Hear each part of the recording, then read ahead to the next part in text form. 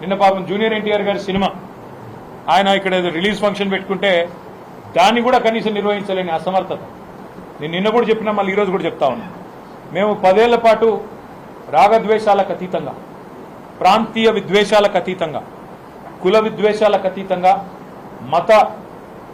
మతం పేరు మీద జరిగే దాడులకు కానీ పంచాయతీలకు కానీ ఆస్కారం లేకుండా 10 ఏళ్ల పాటు కేసీఆర్ గారు హైదరాబాద్ మహానగరాన్ని ఒక విశ్వనగరంగా తీర్చిదిద్దాలనే ఉద్దేశంతో చిన్న పండుగ వచ్చినా మా మంత్రులు ఆనాడు స్వయంగా కూర్చొని దగ్గర కూర్చొని అటు అధికారులు, రెవెన్యూ కావచ్చు, మున్సిపల్ కావచ్చు, పోలీస్ కావచ్చు, సమన్వయం చేసి శ్రీనివాస్ యాదవ్ గారు, మహమూద్ అలీ గారు, సబిత గారు, మా గౌరవ శాసనసభ్యులు దగ్గర ఉండి చూసుకునేది.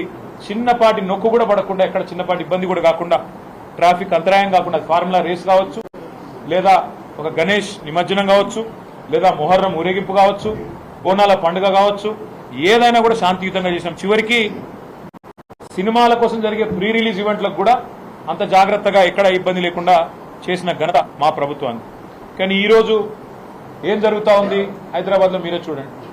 నిన్న పాపం జూనియర్ ఎన్టీఆర్ గారి సినిమా ఆయన ఇక్కడ రిలీజ్ ఫంక్షన్ పెట్టుకుంటే దాన్ని కూడా కనీసం నిర్వహించలేని అసమర్థత.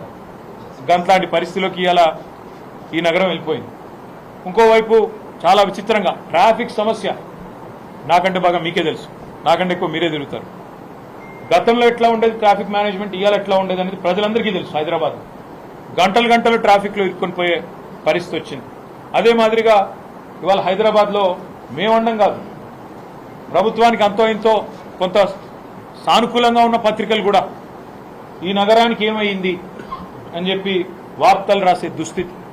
30 రోజుల్లో 28 మర్డర్లు అని చెప్పి లా అండ్ ఆర్డర్ పూర్తిగా అదుపు తప్పింది అనే పరిస్థితి.